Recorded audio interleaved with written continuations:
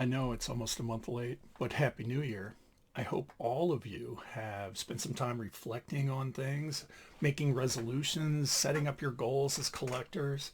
I know I have. Hey, this is James for Read More Comics. If you like my content, if you enjoy listening to me ramble on about comic books and my collecting journey, please do like, share, subscribe.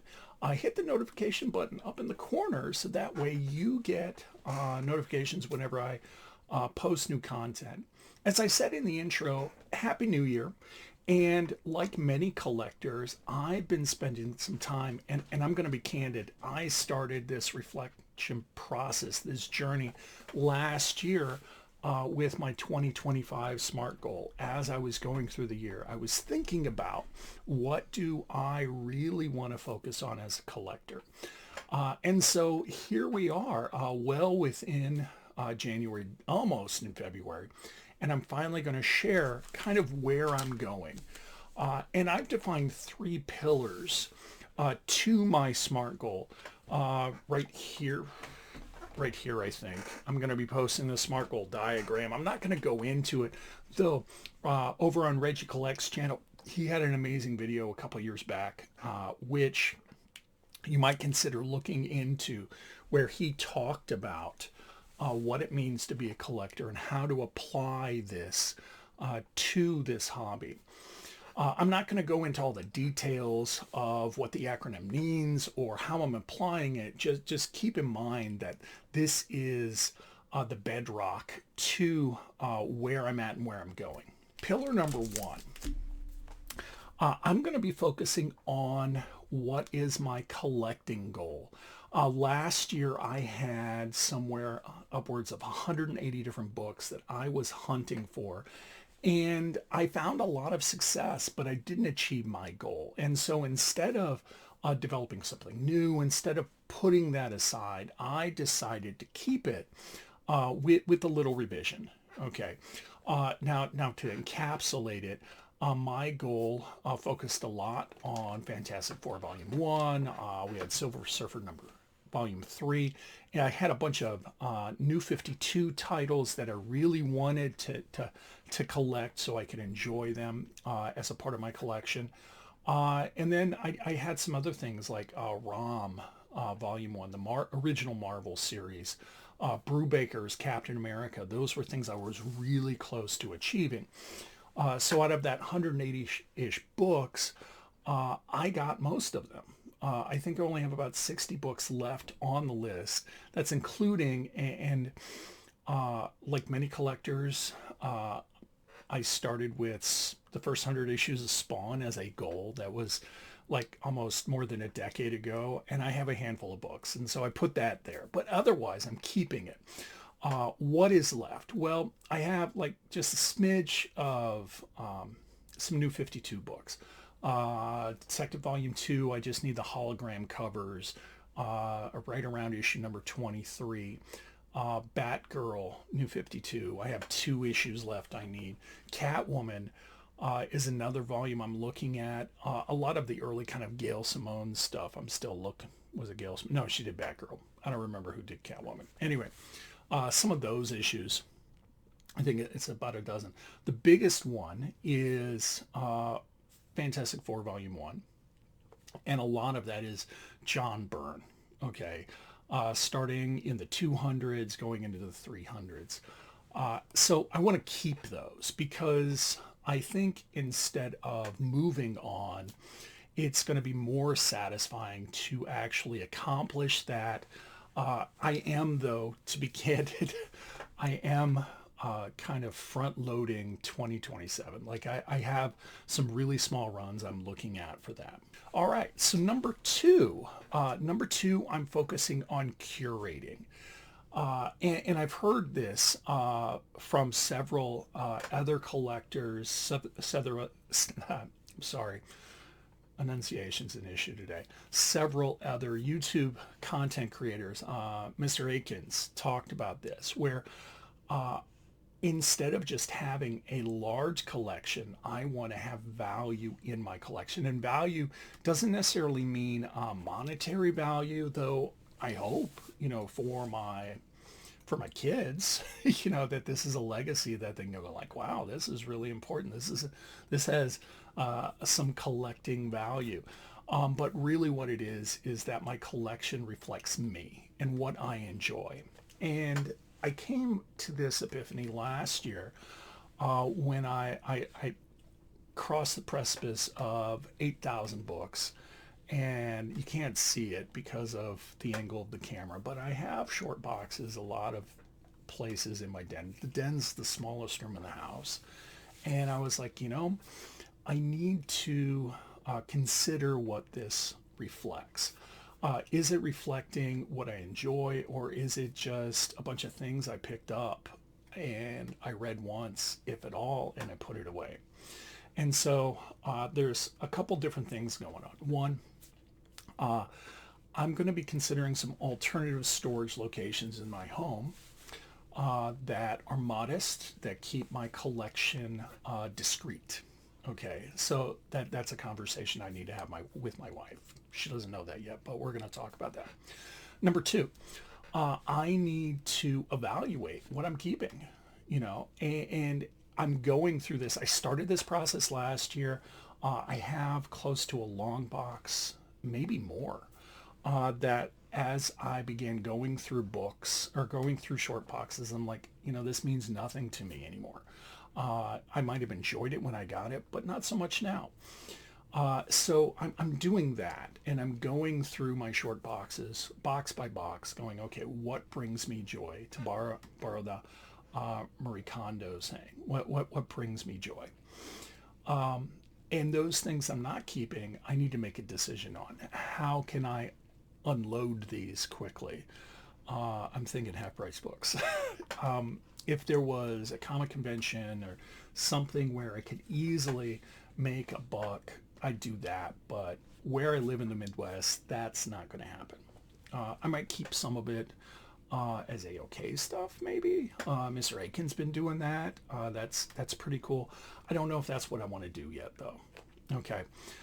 As a part of that, because I am offloading, I need to sync up my spreadsheet where all my stuff is at with my CLZ app. What do I actually have? Okay, and that's going to be something that I'm going to be doing throughout the year. You can't see it over here. There's a stack of BCW plastic bins, the really nice ones, with my Batman collection. It's in chronological order, and generally I know what's in each bin, but I don't know for certain because I didn't catalog it when I transferred it to that. In my closet, I have X-Men. It goes from Volume 1. I'm working on this run. It's kind of low-key in the background, all the way to issue 600, the end of the Bendis run. Okay, that's when I liked the X-Men. It's in 4 boxes. I have not cataloged those. I know where it's at, and I know how it's broken down. So I need to do those things. There's some upkeep to my collection. That's a part of this curation process. Also, as a part of it, though, I want to begin highlighting some of it. And so I am going to be investing in these guys here. These are BCW comic binders. And where my collection shines, I'm going to be using those Blind Science, give you a shot of this, Blind Science labels, okay? And as I'm going through this process, I'm going to share it with you. Number 3. Number 3 is reading, and I want to be intentional about this. Another content creator was talking about reading 5 comic books a day, and I don't want to set a goal like that if it undercuts the joy of reading comic books. I mean, that's what got me into this when I was a middle schooler in the 80s. Reading comic books is fun. It's cool. So I want to emphasize that. There's a couple things I'm doing to guarantee this, to make it intentional. Number 1, I've set aside a block of time in the morning that's all I'm doing. I'm reading comic books, okay? During the work week, I get up early, on purpose. I'm a school teacher. I get up at 5. From 5 to 6, there are 3 things that are happening. 1, I'm feeding my dogs, because if I don't, they're insufferable nudges. You can't hear it now because they're being really copacetic, but I got a dog there and I got a dog under my desk in his bed, and they would be all in my grill if I didn't feed them. Number two, it's time for coffee.